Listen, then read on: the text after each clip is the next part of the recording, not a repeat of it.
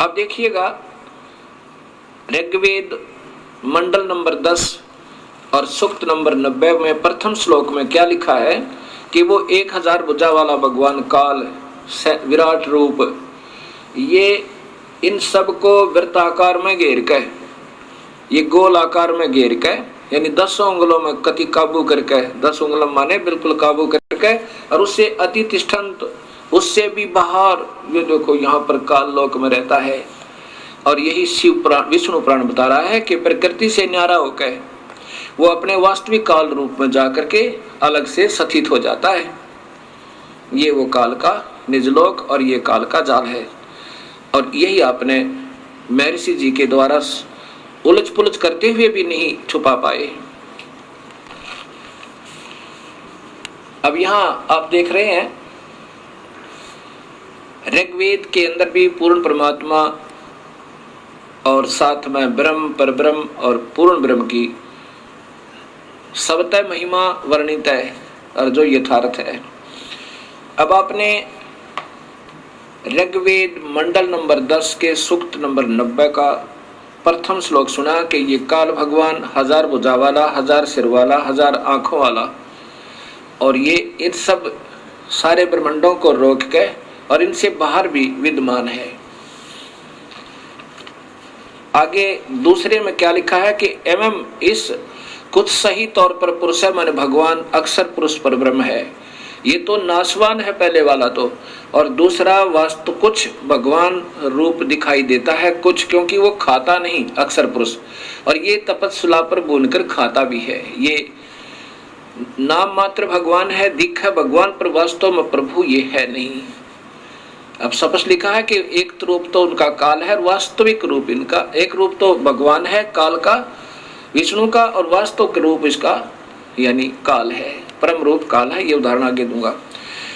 अब इसमें लिखा है कि दूसरे श्लोक में ऋग्वेद मंडल नंबर 10 और सूक्त नंबर 90 का श्लोक नंबर 2, एवं पुरुष है च इदम, एवं पुरुष माने कुछ सही तौर पर भगवान अक्षर पुरुष पर ब्रह्म है, और च और इदम माने यह, यत माने जो, भूतम माने उत्पन्न हुआ है, यत जो भविष्य में उत्पन्न होगा, सर्वम सब, यत माने प्रयत्न से, मेहनत के द्वारा, अनैन माने अन से, अतिरोहति विकसित होता है। जैसे इस क्षर पुरुष के यानी ब्रह्म के लोक में और अक्षर पुरुष परब्रह्म के लोक में जितने भी प्राणी हैं वो सब मेहनत करके, टुकड़े भरकर मेहनत करके अपना अन्न से ही इनका प्रफुल्लित शरीर होता है। लेकिन सतलोक में अन्न नहीं, अन्न से नहीं, वो अमृत आहार है वहां का, विकसित होते हैं। ये अक्षर पुरुष भी उतः माने संदेह युक्त, उतः है अमृतस्य मोक्ष, अमृतस्य ईशान। ये अक्षर पुरुष भी यानी ये परब्रह्म भी संदेह युक्त अमोक्ष देने का वाला स्वामी है। देखो स्पष्ट लिखा है, उत संदेह युक्त अमृतत्व से यानी अमृतत्व का ईशान मन स्वामी है। ये भी संदेह युक्त है, यानी पूर्ण मुक्त नहीं कर सकता। इसमें भी गए हुए प्राणी पूर्ण मुक्त नहीं, उनका भी जन्म मरण है। लेकिन इनसे ज्यादा स्थायी होने से ये कुछ अक्षर पुरुष कहलाता है, कुछ अविनाशी कहलाता है। बिल्कुल स्पष्ट लिखा है कि ये भी सही मोक्ष नहीं दे पाता, ये भी संदेह युक्त है, इसका भी अधूरा मोक्ष है। लेकिन इस काल वाले तो बहुत ही अच्छा है, ये खाता नहीं प्राणियों को। अब तीसरे श्लोक में जैसा स्वयं महर्षि जी स्वीकार करते हैं कि इस भगवान की तो इतनी ही महिमा है, और जो भी प्रकृति आदि से उत्पन्न हुआ है उससे भी बड़ा भगवान और है, वो पूर्ण परमेश्वर और है। ऐसा ही इसमें लिखा है, अस्य माने इस अक्षर पुरुष की तो, एतावान माने इतनी ही महिमा प्रभुता है। कितना स्पष्ट ज्ञान दिया है। प्रथम श्लोक में इस क्षर पुरुष ज्योत स्वरूपी निरंजन काल का वर्णन है कि ये इन सब प्राणियों को रोक के 21 ब्रह्मांड में स्वयं बाहर भी रहता है। इसकी 1000 भुजा, 1000 आंखें, 1000 हाथ आदि आदि है।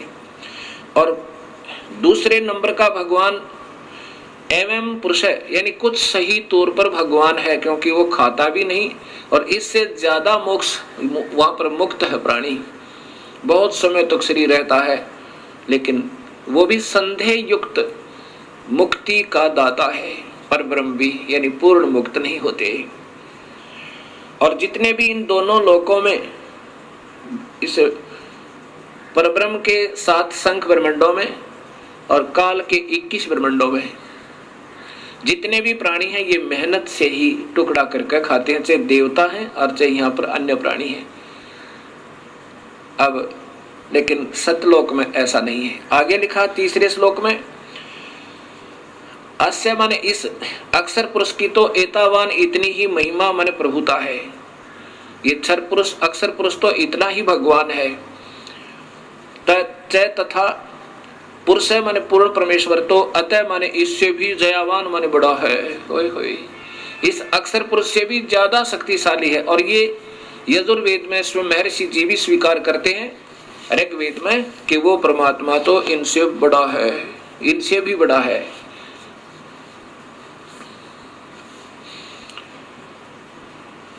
विश्व माने समस्त, भूतानी माने अक्षर पुरुष तथा क्षर पुरुष के इन लोकों में तथा सतलोक में जितने भी प्राणी हैं, वह इस अस्य माने इस पूर्ण परमात्मा नि अक्षर पुरुष का पाद माने एक पैर समझो।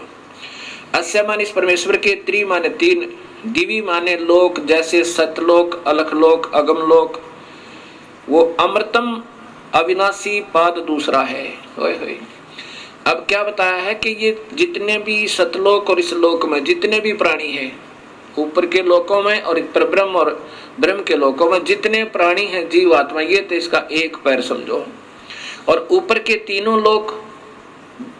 तीनों लोकों में जितने प्राणी हैं, दिव्य लोक कौन कौन से, अक्षर पुरुष ना, सतलोक, अलखलोक और अगमलोक, अनामी लोक में जीव स्थिति न्यारी नहीं है। इसलिए उन तीनों लोकों में और जितने भी प्राणी और तीनों लोक, ये उनका अविनाशी पैर है, अर्थात उस परमात्मा की स्थिति बता रहे हैं उदाहरणार्थ। आगे फिर चौथे श्लोक में लिखा है कि पुरुष माने यह अविनाशी परमात्मा, ऊर्ध्व माने ऊपर, त्रि माने 3 लोक जैसे सतलोक, अलखलोक और अगमलोक, पाद माने पैर ऊपर के हिस्से में, उदयन उदयत विराजमान है।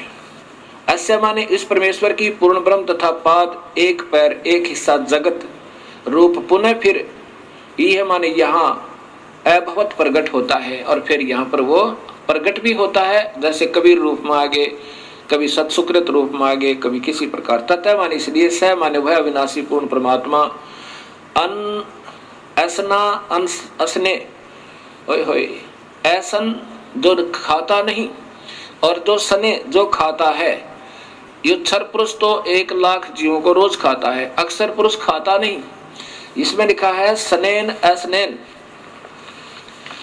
खाने वाले और न खाने वाले, अर्थात काल और परब्रह्म से अभी माने ऊपर, विश्व माने सर्वत्र, उससे ऊपर भी और सर्वत्र विक्रमात व्यापक है। कितना स्पष्ट कर दिया कि ये परमात्मा पूर्ण ब्रह्म अविनाशी परमात्मा ऊपर के तीनों लोकों में भी है। और फिर ये खाने वाले और न खाने वाले, काल तो खाता है पर ब्रह्म नहीं खाता। ये क्षर पुरुष तो 1 लाख जीवों का आहार करता है, इसको सांप लगा हुआ है, इसको रोग लग गया, और अक्षर पुरुष नहीं खाता।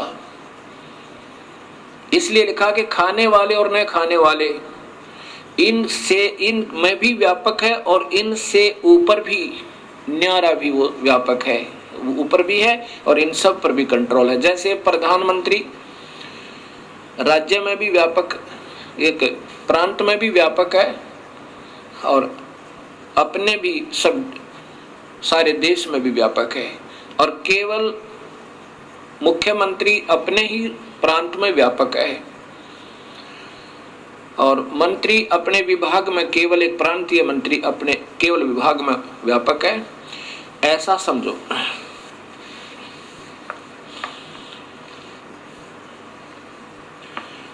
पुरुषेण माने काल भगवान ने अपने जाल साजी से हविषा माने गर्म करके खाने के लिए मक्खन पदार्थ रूप में, देवा माने भक्त आत्माओं को अयगम अविधि पूर्वक धार्मिक रूपी यज्ञ के द्वारा, अयगम यानी जो धार्मिक, यज्ञ माने धार्मिक कर्म, अयगम जो धार्मिक कर्म ना हो।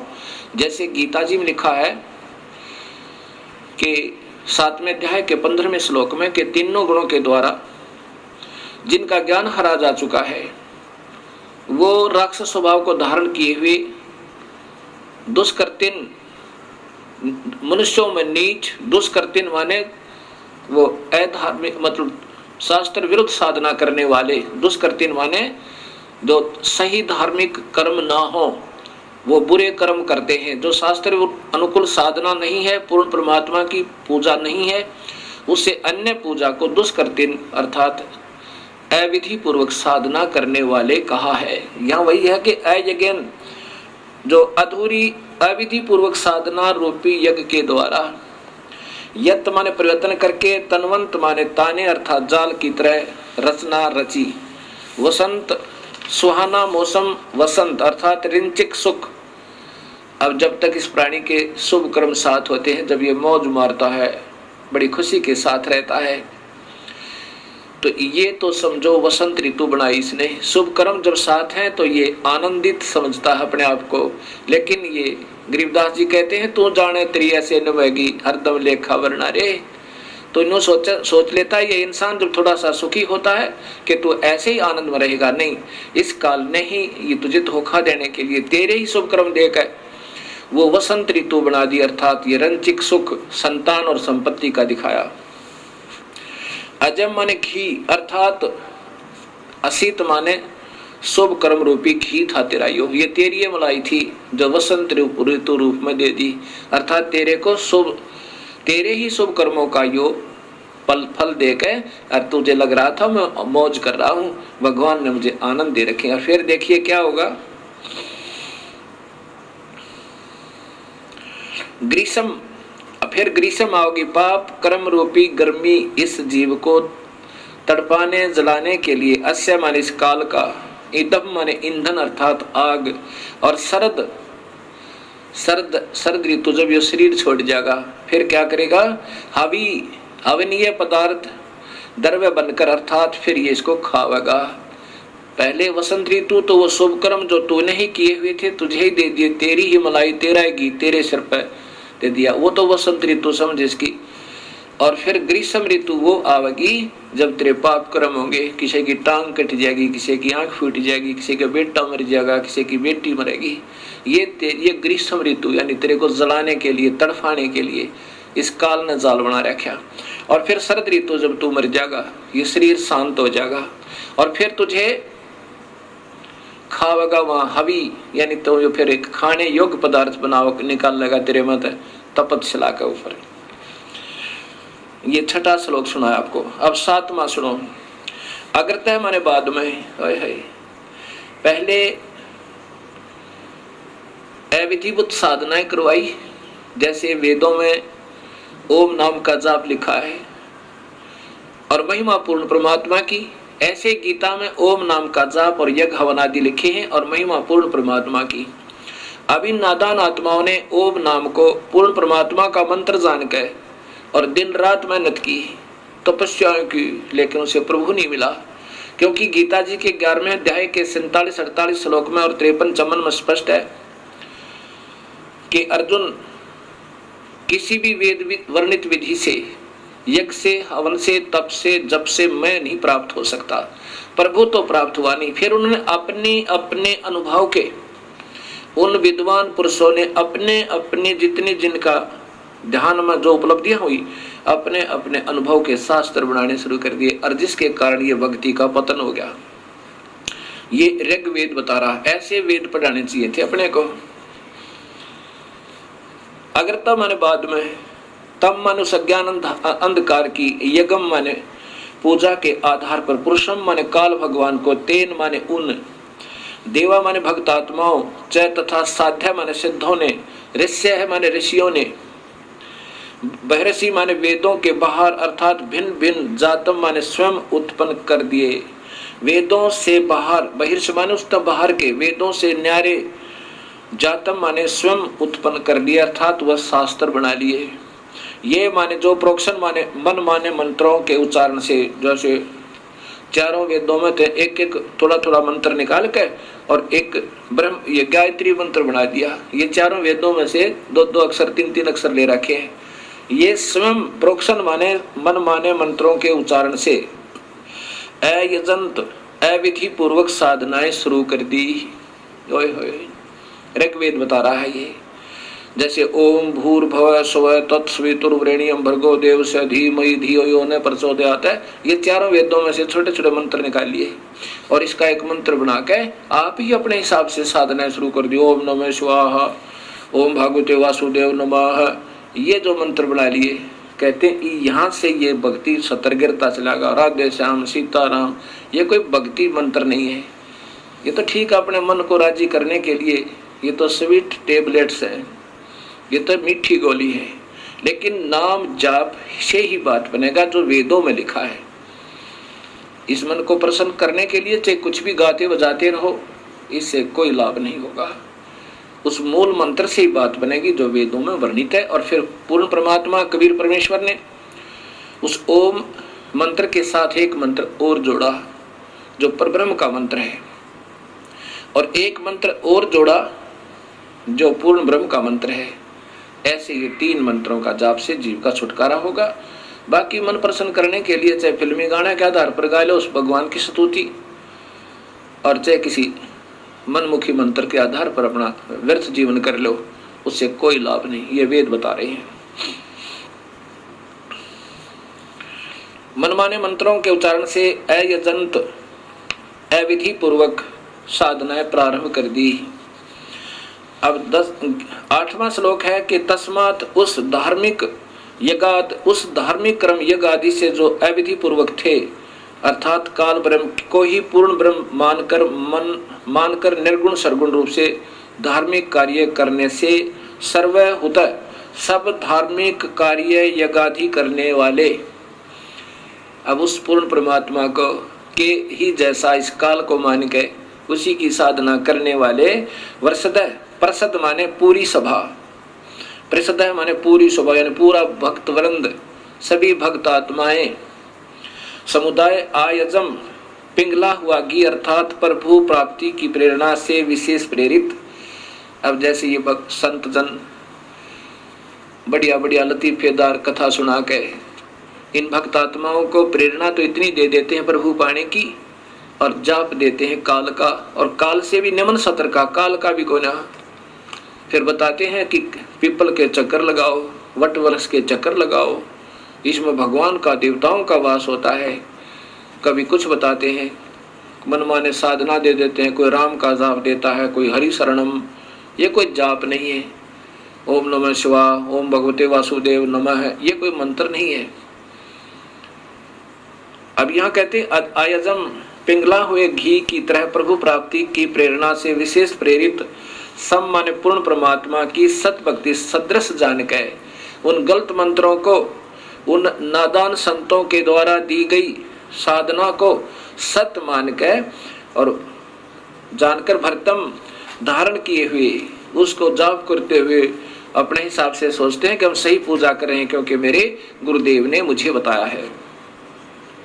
तान माने उस गलत साधना से ये जो 84 लाख जूनियां चार खानियां कहलाती हैं पशुन, ये संस्कृत बोल रहा हूं, पशुन, पशु जूनी में चले जाएंगे वह पशु जूनी। और फिर वायान माने वायु में रहने वाले पक्षियों, आर्यन माने जंगली प्राणियों, चै तथा ग्राम्य गांव में रहने वाले व्यक्तियों, मानव आदि, चक्रे माने जन्म मरण के चक्कर में पड़ जाते हैं। ये मालिक ऋग्वेद स्पष्ट कर रहा है कि ये नादान आत्माएं इन गलत गुरुओं के ने अपने आप ही मनमाने मंत्र बनाकर वेद न्यारे और गीता से भिन्न ये सब फिर पशु जोनी में पशुन, व्यव्यान, आर्यन, ग्राम्य, चक्रे, ये सारे होते हैं इन धार्मिक शास्त्रों में। तो ये इस प्रकार ये पशु चारों प्रकार की प्राणियों खानियों में ये चक्कर में पड़ जाते हैं, ये मुक्त नहीं होते। अब यही ऋग्वेद मंडल नंबर 10 और सूक्त नंबर 90 का आपको श्लोक नंबर 9 सुनाता हूं। तस्मात उसके बाद सर्व माने सब यज्ञात माने धार्मिक कार्य हुता माने करने वाले सामानी साधारण अर्थात वेदों को छोड़कर छंदासी अन्य छह शास्त्र 11 उपनिषद गोपथ ब्राह्मण आदि जजीरे माने बनाए। अब इन नादान संतों ने अपनी अपनी अनुभूतियां अलग से 6 शास्त्र 11 उपनिषद ये बाकी गोपथ ब्राह्मण और अन्य वेदों के ब्राह्मण बनाए। तस्मात माने उसके बाद रचय श्लोक जजीरे बनाए, अपने आप और श्लोक बना लिए नारे नारे। तस्मात उसके बाद यजुर प्रार्थनाएं, यजु माने प्रार्थनाएं, यजुर स्तुतियां, अन्य ब्राह्मण जैसे अन्य यजुर्वेद के अन्य ब्राह्मण अजायत माने बनाए। अब ओम जय जगदीश रे स्वामी जय जगदीश रे जय माता दी, पिछले बोलो अगले बोलो जय माता दी, ये बना लिए नो कहे, ये शास्त्र विरुद्ध है, इनसे प्रभु प्राप्ति नहीं हो सकती, तो मनराजी करने वाली बात है। आगे 10वें श्लोक में लिखा है कि तस्मात उसके बाद अश्वा माने घोड़े जैसी दौड़ लाएगी अपने अपने न्यारे न्यारे शास्त्र बनाने की। के माने इसलिए काल साधना से ये माने जो अजायंत उत्पन्न हुआ, उभयादत यह दोनों ही काल के दांत समझो।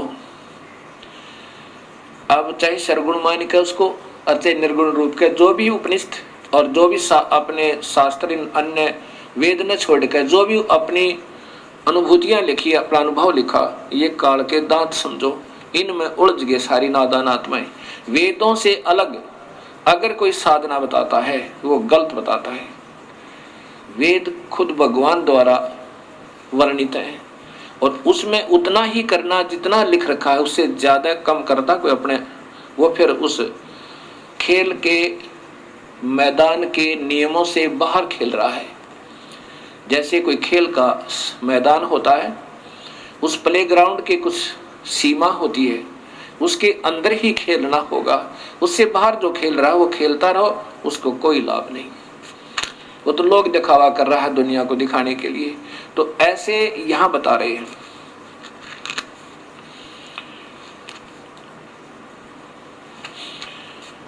अब उससे क्या हुआ कि तस्मात उसके बाद गावे माने गाय आदि गीत समझो।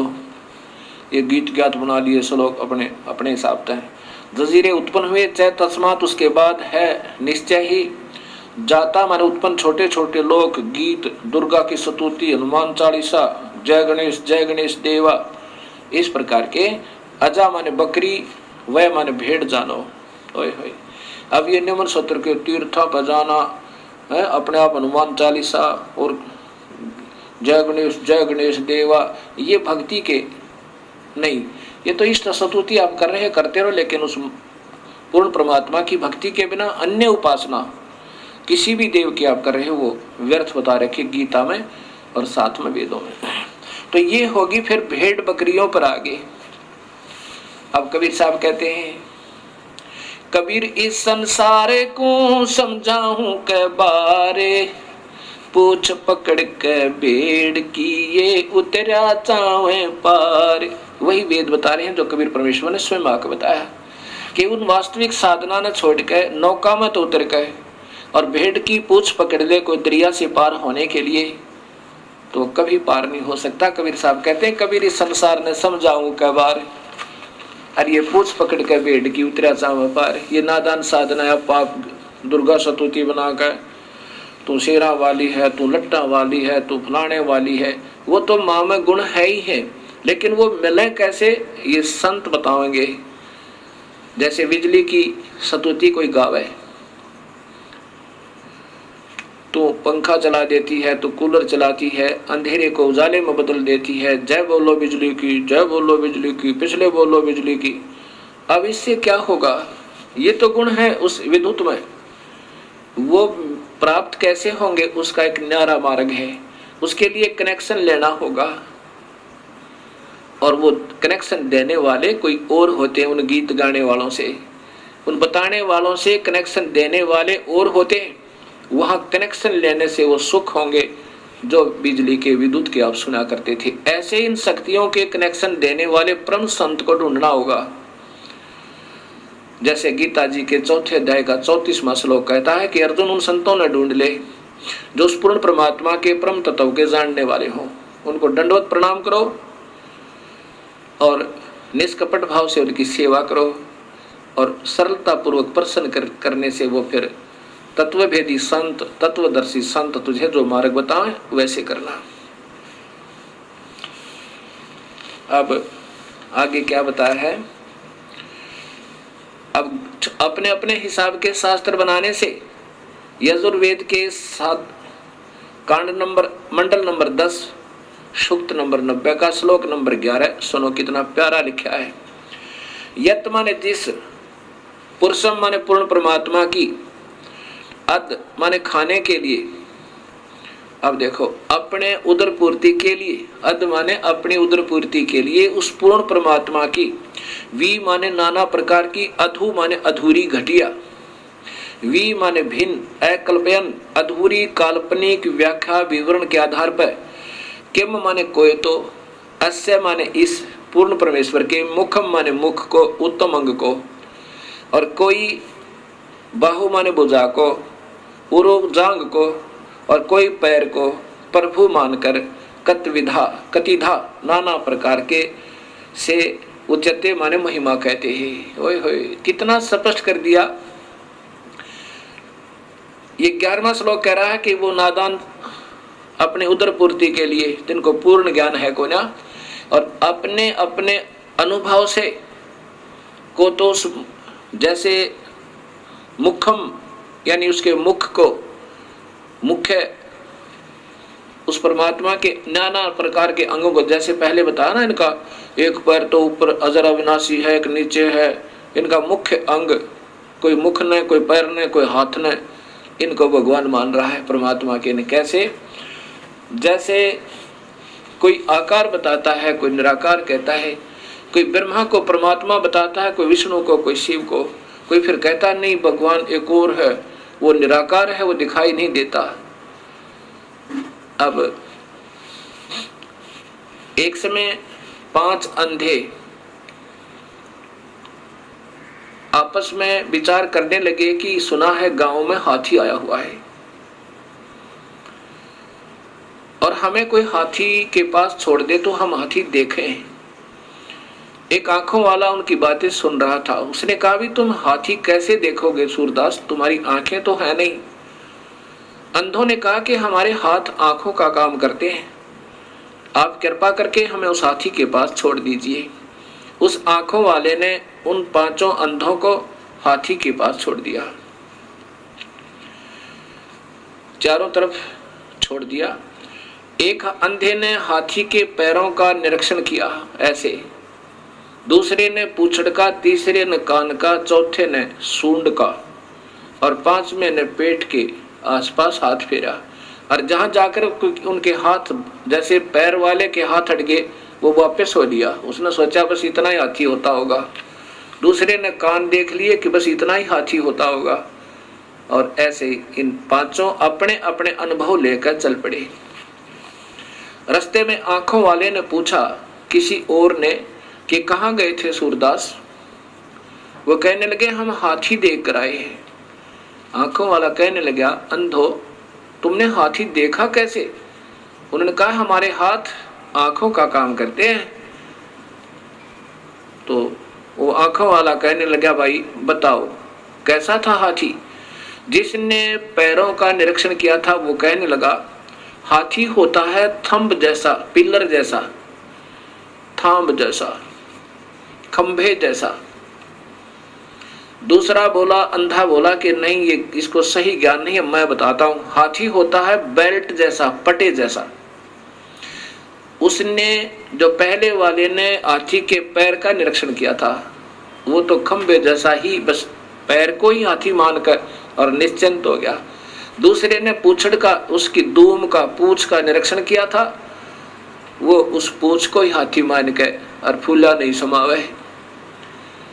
अब तीसरे ने कहा कि ये दोनों को कुछ नहीं मालूम, मैं बताता हूँ। हाथी होता है छाछ जैसा, सूप जैसा, उसने कानों को देखा था, पकड़ पकड़ कर निरीक्षण किया था। चौथा कहने लगा इनको नहीं मालूम सही, मैं बताता हूं। हाथी होता है पाइप जैसा, उसने सूंड का निरीक्षण किया था। पांचवा कहता है ये अधूरा ज्ञान बता रहे हैं, मैं बताता हूं हाथी कैसा होता है। हाथी होता है बटोड़े जैसा। हरियाणा में एक उपलों का एक ढेर बनाया जाता है, उसको फिर ऊपर से गोबर से प्लास्टर कर दिया जाता है, और जैसे प्लास्टर वाल समझो, यानी प्लास्टर की हुई दीवार समझो, मड प्लास्टर जिस पर हुआ हो, मड प्लास्टर यानी मिट्टी की लिपाई कर रखी हो, ऐसा हाथी के पेट का ऐसा वो कुछ खरदरापन होता है। अब पेट पे हाथ फेरने वाला कहता हाथी होता है मड प्लास्टर, यानी कच्ची दीवार जिस पे मिट्टी का प्लास्टर हुआ हो, ऐसा हाथी होता है। अब ये ऋग्वेद मंडल नंबर 10 और सूक्त नंबर 90 का श्लोक नंबर 11 स्पष्ट करता है कि यत माने जिस पुरुषम माने पूर्ण परमात्मा की अधः माने उदर पूर्ति के लिए नादान लोगों ने, अधूरे मार्गदर्शकों ने, अधूरे अनुभव वालों ने वेदों को तो छोड़ दिया, जो उसमें सही मार्ग और सही विधि लिखी हुई है, जितनी भी उससे प्राप्ति होनी थी, उनको त्याग के और निम्न सत्र के अपने अपने शास्त्र बना लिए, जो कि मान्य नहीं है। वो शास्त्र नहीं है, वो पूजा के योग नहीं है, क्योंकि उनके अधूरे अनुभव हैं। वी माने नाना प्रकार की, अधू माने अधूरी, घटिया, वी माने भिन्न, अलग से, अकल्पयन अधूरी कल्पनाएं, व्याख्या विवरण आधार पर, किम माने कोई तो अस्य माने पूर्ण परमेश्वर के, मुखम माने मुख को भगवान कहता है, यानी कोई तो कहता नहीं भगवान तो और है, वो तो मुख्य भगवान, मुख्य है उसका पूर्ण परमात्मा का। और कोई भुजा को भगवान कहता है, कोई पैर को पाद है, और कोई किसी प्रकार से जांग को, यानी ऐसे ऐसे उन्होंने अपने अपने हिसाब की अटकलें लगा रखी हैं। अब आंखों वाला बता सकता है कि सारे मिलाकर ही प्रभु बनता है, जैसे ये 21 ब्रह्मांड, और ये तो एक अक्षर पुरुष है, इसके 3 पुत्र हैं ब्रह्मा विष्णु महेश, और 7 संख ब्रह्मांड का मालिक ये परब्रह्म है, अक्षर पुरुष है, और पूर्ण ब्रह्म परमात्मा इन सब का कुल मालिक है, वो सतपुरुष है, उसका वास्तविक नाम कबीर है। इन सब रचना से पहले भी उनका नाम कबीर है, इसलिए वेदों में उस परमेश्वर का नाम कबीर आया है।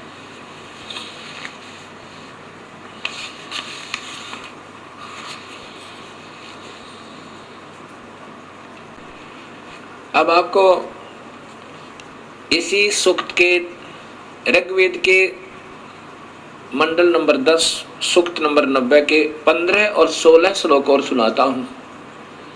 इसमें बिल्कुल स्पष्ट वर्णन कर दिया कि 7 और 21, क्योंकि इसमें हिंट होते हैं, और हिंटों को वही बता सके जिनको पूर्ण ज्ञान हो। क्या लिखा है? सपत अस्य आसन परिधः त्रिसप्त समिधः कर्ता देवा यतः यगम तन्वाना अबंधन पुरुषम पुषुम। अब देखो कितना प्यारा कर वर्णन दिया है। सपत माने 7 संख, सप्त माने 7, त्रिसत, त्रिसत माने त्रिसप्त माने 3, त्रिसप्त 3 बार 7 7 अर्थात 21, त्रिसप्त 3 गुणा में 7 21, त्रिसप्त यानी 21। इसमें ऐसा ही लिखा जो दास पढ़ रहा है। सप्त 7 संख ब्रह्मांडों को तो 7 संख ब्रह्मांड तो परब्रह्म की तथा काल ब्रह्म के त्रिसप्त। अब 7 संख ब्रह्मांड तो परब्रह्म के और त्रिसप्त इस 21 ब्रह्मांड काल ब्रह्म के। समीदय माने दुख रूपी आग से दुखी, कर्ता माने करने वाले, परिधय गोला आकार रूप में सीमा में जो आसन माने विद्यमान है, यत माने जो, पुरुषम माने पूर्ण परमात्मा की, यज्ञ माने विधिवत धार्मिक कर्म अर्थात पूजा करता है, वह पशु माने बलि के पशु रूपी, देवा माने भक्त आत्मा को, तन वाना काल के द्वारा रचे फैलाए बंधन जाल से बंधन रहित करता है। बंदी छुड़वाने वाला बंदी छोड़ है वो परमेश्वर। इस पारब्रह्म के तो 7 शंख ब्रह्मांड में और काल के 21 ब्रह्मांड में जो बलि के बकरे की तरह बेचारे इन्होंने फंसा रखा है, उन काल के रचे हुए जालों में के बंधन से अबंधन करता है, उनको निर्बंध करता है, उनको छुड़वाता है। और फिर 16वें श्लोक में कमाल कर दिया, जो देवा माने भक्त आत्मा अयगम अधूरी गलत धार्मिक पूजा के स्थान पर यज्ञ माने सत भक्ति धार्मिक कर्म के आधार पर यजंत माने पूजा करते हैं। तानी माने वे धर्माणी धार्मिक शक्ति संपन्न प्रथमानी मुख्य अर्थात उत्तम है। कितना स्पष्ट कर दिया कि जो उस अविधिवत साधना ने छोड़ के जो भक्त आत्मा और विधिवत साधना करते हैं वो सबसे उत्तम हो गए। उनके पुण्य कर्मों का, उनके नाम के जाप का संग्रह होगा, भक्ति संचित होगी, वो सबसे उत्तम आसन माने हैं। ते है वे ही वास्तव में महिमान अर्थात महिमा मान का अर्थ है महान शक्ति युक्त होकर भक्ति की कमाई तय धर्म तय दान तय यज्ञ तय हवन तय जप तय ये महिमा मान हो गए, अर्थात ये शक्तिशाली हो गए, इनमें खूब कमाई होगी। साध्या माने भक्तजन, नाकम माने पूर्ण सुखदायक परमेश्वर को, सचंत माने भक्ति निमित्त कारण से प्राप्त होते हैं। भक्ति निमित्त कारण से प्राप्त होते हैं, उस सत भक्ति की कमाई से उस पूर्ण परमात्मा को प्राप्त हो जाते हैं।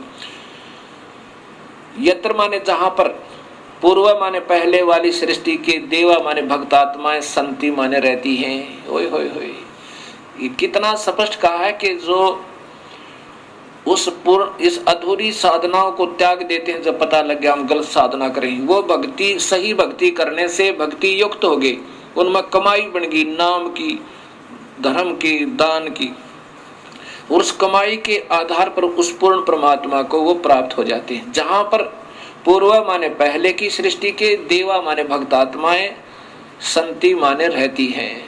जहां पर हम पहले रहा करते सतलोक में, उस पहले वाली सृष्टि यानी सबसे पहले वाली सृष्टि सतलोक के अंदर, वहां चले जाते हैं जहां पर पहले वाली सृष्टि के भक्त आत्मा रहती है, जहां से हम बिछुड़ कर आए थे, जहां से हम सतलोक से बिछुड़ गए थे।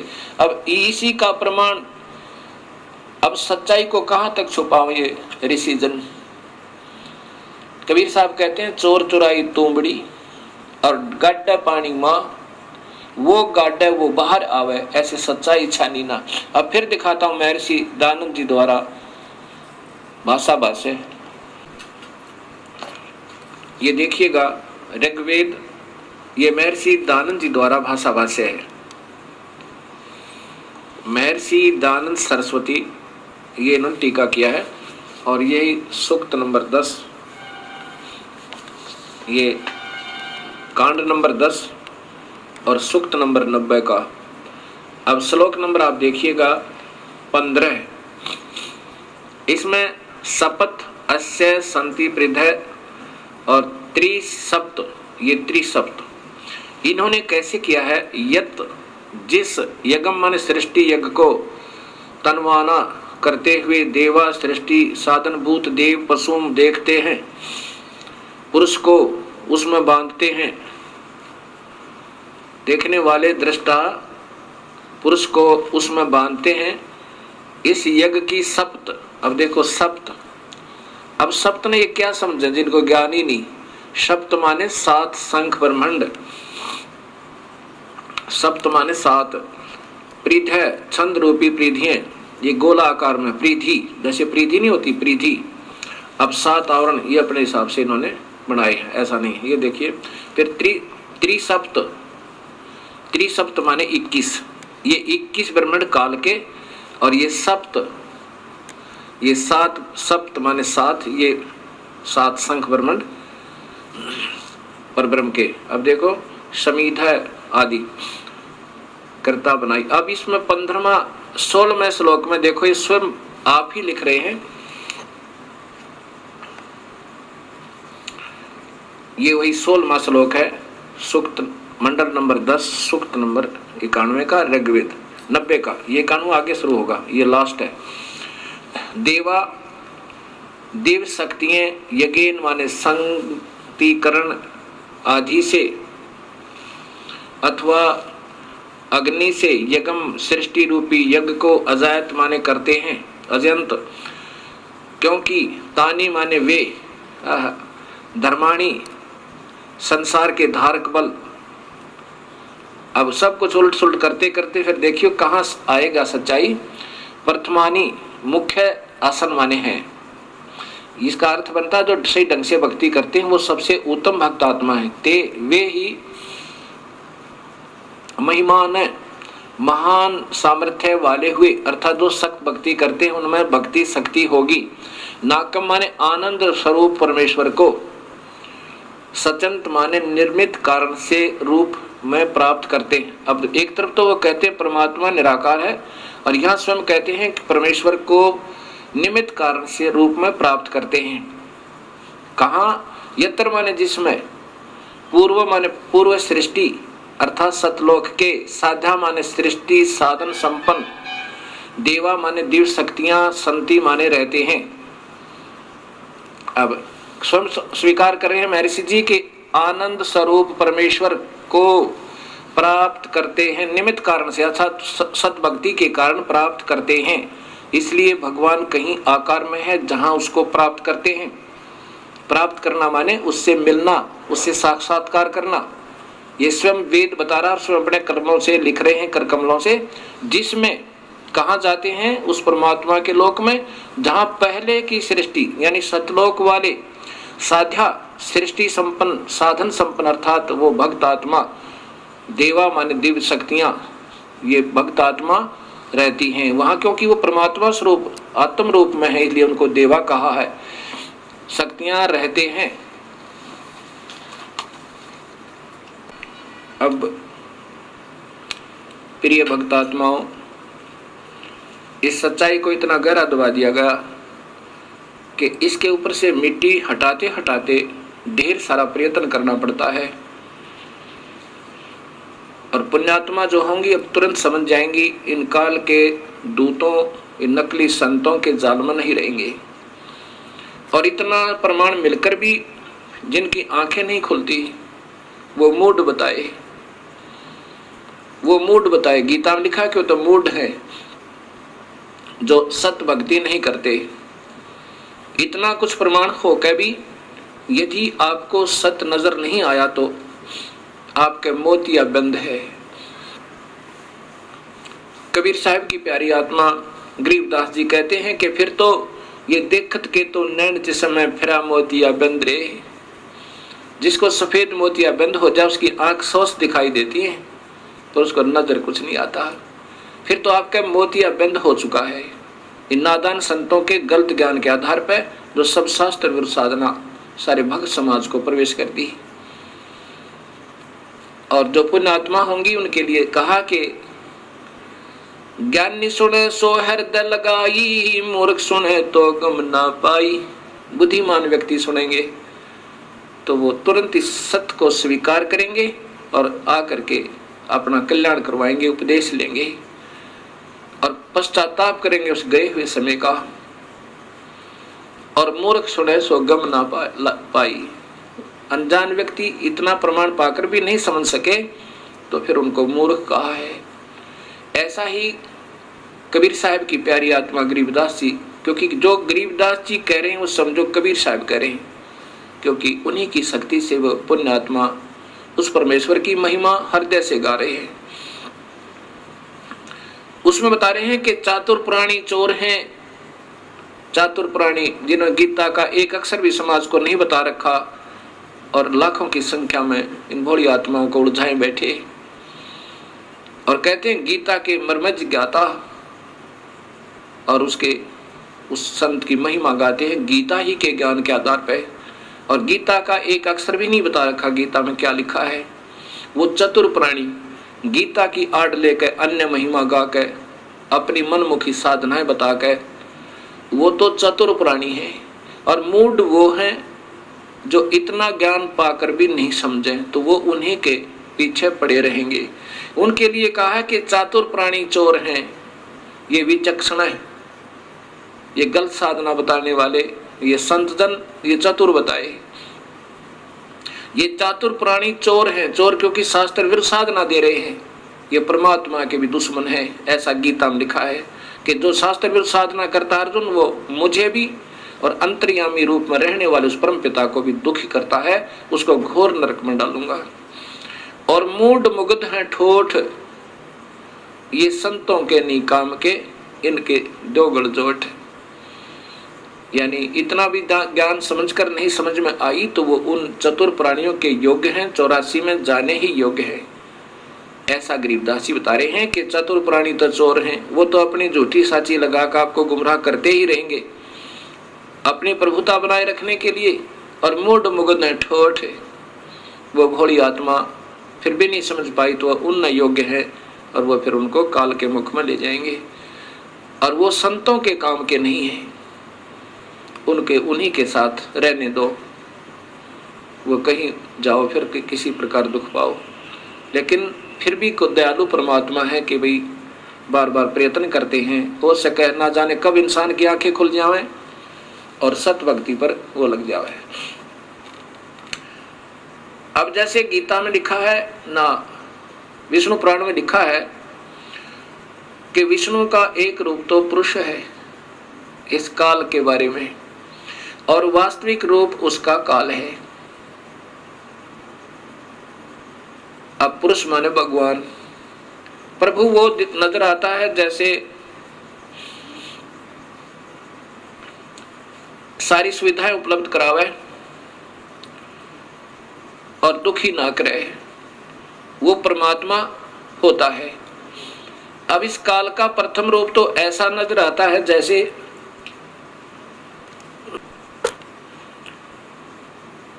कसाई बकरे पालता है और उनके लिए अलग से स्थान बनाता है और उनके लिए छाया बनाता है, गर्मी सर्दी से बचने के लिए उनके लिए मकान भी बनाता है, हिंसक पशुओं से बचने के लिए उनका डिफेंस करता है, चारों तरफ बाड़ लगा देता है, और पानी की व्यवस्था करता है, उनके चारे की व्यवस्था करता है, उनको फिर ऐसे हाथ से प्यार भी करता है। अब वो नादान पशु उस कसाई को अपना मालिक समझते हैं, क्योंकि उनको वो अपना स्वामी नजर आता है, सारी सुविधा प्रदान कर रखी है। लेकिन जब वो आता है उनके अंदर, वो देखता है ऐसे ये कितने वजन का हो गया, कितना मांस हो गया इसमें बकरे में, ये कितने किलो वजन होया, कितने रुपए की कीमत इसकी होगी। और वो नादान पशु उसको अपना स्वामी मान के, किसको, कसाई को, उससे प्यार करता है, उसके मुख को चाटता है और ऐसे पैरों को उसके ऊपर डाल लेता है सीने से लगाने के लिए। अब उस भोली आत्मा ने, पशु ने, उस बकरे को ये मालूम नहीं, बकरी को, कि ये दुश्मन है तेरा, ये कसाई है। और फिर किसी का पुत्र आओ, किसी की पुत्री आओ, 10 की आवश्यकता 10 ले लिए, 20 की आवश्यकता 20 निकाल लिए, और 100 की आवश्यकता 100 निकाल लिए। किसी का बेटा मरो, किसी की बेटी मरो। ऐसे ही ये काल भगवान है, यही महाब्रह्मा, महाविष्णु, महाशिव रूप में लीला करता रहता है, सबको गुमराह रखता है। इसका प्रथम रूप तो भगवान जैसा दिखा, जैसे बढ़िया पृथ्वी दे रखी, बढ़िया सूर्य बना हुआ, नीचे पानी मीठा है, और फिर फलदार वृक्ष हैं, दूध, दही, घी, सेब, संतरे, मक्खन, कार, कोठी है ठाठ कर रखे।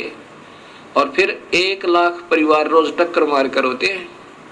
किसी का बेटा मर गया, किसी की बेटी मर गई, किसी के पुत्र मर गया, किसी का दामाद मर गया, और ये आनंद से 1 लाख जीवों का आहार करता है। अब ये काल का जाल कबीर परमात्मा बता रहे हैं। अब जब आपकी समझ में ये सृष्टि रचना आ जाएगी, तब आपकी सर्व शंकाओं का समाधान स्वतः ही हो जाएगा। इसलिए ये दास बार बार आपको सृष्टि रचना की सटोरी आपके हृदय में ऐसे उतारना चाहता है जैसे रामायण और महाभारत बच्चे बच्चे को कंठस्थ होगी। ऐसे ही इस ज्ञान के आधार पर हमने उस परम पिता की जानकारी होगी, जैसे हमने रामायण और श्री कृष्ण लीलाओं से श्री रामचंद्र जी की महिमा का ज्ञान हुआ, श्री कृष्ण जी की महिमा का ज्ञान हुआ, तो उनको हमने प्रभु मानकर हृदय से स्वीकार किया। ऐसे जब हमने पूर्ण परमात्मा का ज्ञान होगा, फिर अपने आप इनसे स्थिति हमारी हट जाएगी। जैसे गीता जी में लिखा कि अर्जुन, जब तुझे पूर्ण परमात्मा का सत्य ज्ञान हो जाएगा, फिर तेरी अन्य देवताओं में ऐसी स्थिति रह जाएगी। अन्य देवता में यो काल भी आ गया फिरता है जब पूर्ण परमात्मा का सही ज्ञान हो जाएगा। कैसे? जैसे छोटे जलाशय के, जब आपके बड़े बड़े जलाशय के प्राप्त हो जाने पर पहले समय में नहाने और धोने पीने के लिए तालाबों का स्वच्छ जल ही प्रयोग किया जाता था, क्योंकि उसमें जड़ी बूटियां बहुत हुआ करती आसपास, और वर्षा के कारण जड़ी बूटियों के ऊपर गिरा हुआ जल और फिर संचित हो जाता था एक झील में, एक तालाब में, उसी को पिया करते थे। वो बहुत स्वास्थ्यवर्धक होता था। तो कहते हैं कि उसमें पीने के लिए भी वो पानी ही प्रयोग किया जाता था और उसी से सिंचाई भी की जाती थी। भगवान कह रहे हैं, अर्जुन, जब बड़े जलाशय के प्राप्त होने पर छोटे जलाशय में, जिसमें कुछ समय का अस्थायी जल था, जो ग्रीष्म ऋतु आने पर समाप्त हो जाना था, उस छोटे जलाशय के प्रति जैसी तेरी श्रद्धा रह जाएगी, ऐसा ही उस पूर्ण परमात्मा के सत्य ज्ञान के हो जाने पर इन अन्य मेरे में यानी ब्रह्म में और परब्रह्म में और नीचे के ब्रह्मा विष्णु महेश और देवताओं में, इनमें जिसी तेरी श्रद्धा रह जाएगी, जैसे उस बड़े जलाशय बड़े तालाब के प्राप्त होने पर उस छोटे जलाशय में रह जाती है। उससे फिर नफरत नहीं होती, वो तो काम चलाऊ है और वो सथाई है। ऐसे अपने आप उसमें श्रद्धा स्वतः बन जाएगी। ऐसा ही कबीर परमात्मा ने बताना चाहा है कि जब तुम्हें पूर्ण परमात्मा का ज्ञान होगा तो नीचे के ब्रह्मा विष्णु महेश और ब्रह्म, इनसे नफरत नहीं, ब्रह्मा विष्णु महेश से नहीं, लेकिन पूर्ण परमात्मा में आप पे आसक्तता आपकी बढ़ जाएगी। अब जैसे अनजानपने में रात्रि के समय कोई छोटा सा 25 वाट का बल्ब उदय हो जावे, जग जावे, तो ये भोले भाले पतंग, छोटे छोटे जुगनू, तितलियां, ये मच्छर उसके चारों तरफ उसको सच्चिदानंद मान के, सत्य चित आनंद, क्योंकि अंधेरे में तो वही बढ़िया, इसलिए उसको सच्चिदानंद मान लिया। अभी तक समाज को सच्चिदानंद की परिभाषा का भी ज्ञान नहीं। सच्चिदानंद अर्थात प्रभु, जो आत्मा का सच्चा साथी, सच्चा आनंद, जो ना मारे ना खावे ना दुखी करे ना गधे बनावे, वो परमात्मा वास्तव में सच्चिदानंद है। बाकी जब तक उसका ज्ञान नहीं तब तक ये नीचे के देवता ही सच्चिदानंद बने हुए थे हमारे लिए। जैसे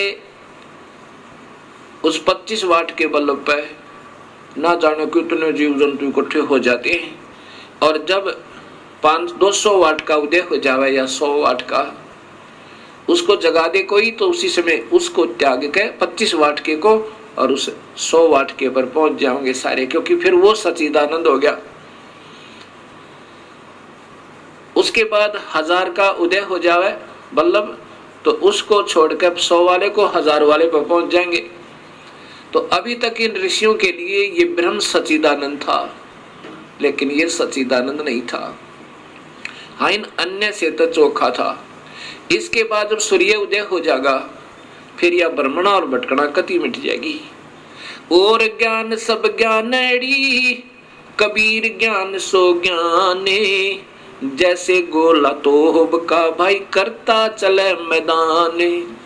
कबीर तारा मंडल बैठे करिए, चांद बड़ाई खाए, उदय हुआ तब जब सूर्य का सौ तारों छप जावे। रात्रि के समय चंद्रमा की रोशनी बहुत अच्छी नजर आती है और तारागणों से ज्यादा ही प्रभु नजर आता है, उत्तम नजर आता है। ऐसे ही ये ब्रह्म समझो और तारे समझो ये अन्य देवता ब्रह्मा विष्णु महेश। और जब सूर्य उदय होगा वो पूर्ण परमात्मा का वास्तविक ज्ञान और सुख का ज्ञान होगा। सो तारा छिप जावे, ना चंद्रमा दिखे ना तारे दृष्टिगोचर हों, अर्थात फिर ये सर्व सुख हो जाएगा। ऐसा पूर्ण परमात्मा की भक्ति और नाम में ये शक्ति है। सत साहिब इस सारी सृष्टि रचना को सुनकर एक बहन ने अपनी आत्म कथा सुनाई। अब देखो भक्तजनों, जब तक आपको सुख है, ये तो वेद में बताया कि आपका वसंत ऋतु है, आपका एक ही आपके कर्मों की मलाई आप खा रहे हो, क्रीम खा रहे हो, खाते रहो। और जब पाप कर्मों का ग्रीष्म ऋतु प्रारंभ होगा फिर देखियो क्या बनेगी। एक माई ने बताया कि मैं एक ही पुत्र उत्पन्न हो जाने के बाद विधवा होगी, मेरा पति मर गया। फिर मैंने अपने पुत्र की परवरिश की, ये सोचकर मेरा बेटा बड़ा होगा, इसका विवाह करूंगी, इसके पुत्र होंगे, पुत्री होंगी, पोते और पोतियों को खिलाऊंगी और फिर सुख होगा दाता। और अपने पुत्र की मंगल कामनाओं के लिए, उसकी रक्षार्थ इसी काल के द्वारा गलत साधना, प्रवेश समाज में पितरों की पूजा, भूतों की पूजा, फिर देवी देवताओं की पूजा, फिर अन्य स्थानों पर, तीर्थों पर, सब जगह जाकर और अपने पुत्र के दीर्घायु की मन्नतें मांगा करती थी। अब क्या होता है वो बताती है कि जब मेरा पुत्र +2 में पढ़ रहा था, उसने मोटरसाइकिल की जिद कर ली कि माँ मोटरसाइकिल लूंगा। मुझे डर भी लगता था कि कहीं मेरे बेटे का चोट ना लग जाए, लेकिन ज्यादा ही जिद करने से और साथ में ये सोचा कि ये मेरे बेटे के मन में ये ना आ जाए कि मेरा पिता होता तो आज मुझे अवश्य मोटरसाइकिल दिलवाता।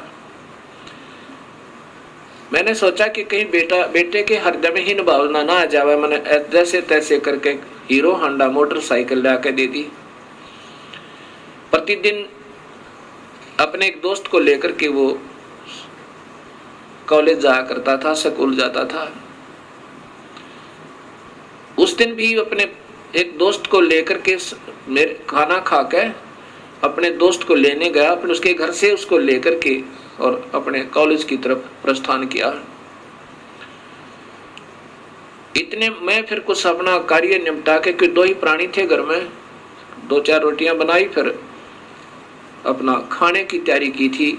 खाना खाने के लिए ऐसे ग्रास किया था, इतने में उसका दोस्त जो प्रतिदिन उसके साथ जाता था अड़बड़ाया हुआ आया और उसके वस्त्र फटे हुए और कहा, आंटी हम ऐसे जा रहे थे और एक्सीडेंट हो गया भैया का। ऐसे मुख की तरफ ग्रास किया था, वहीं हाथ से गिर गया। सिर पर कपड़ा नहीं, पैर में जूती नहीं, और भाग ली पागलों की तरह। जब घटना स्थल पर पहुंची तो वहां मेरा बेटा नहीं था, वो हॉस्पिटल जा चुका था। वहां भाग कर गई, वहां जाकर पता चला वो तो मर चुका है। दीवार का टक्कर मारी, 7 टाँके आए बोली मेरे सिर में और 2 घंटे में बेहोश होश में आई। अब वो आपकी सारी कथा मुझे सत्य लग रही है। ये काल बहुत जुल्मी है। मैंने कहा, माई अगर तू सुखी होती तो बिल्कुल नहीं मानती, ना उन देवी देवताओं को छोड़ती जिन पर तुमने सारा जीवन खो दिया। कहती है, जी बिल्कुल ठीक हो आप। अब ये परमात्मा कबीर साहब हमें बताना चाहता है कि तुम जिसकी पूजा करते हो वो स्वयं काल है, और उसी की तुम पूजा करे। उसी के 3 पुत्र ब्रह्मा विष्णु महेश है, बेचारे ये उसके परवश हैं, ये भी तुम्हारी मदद नहीं कर सकते।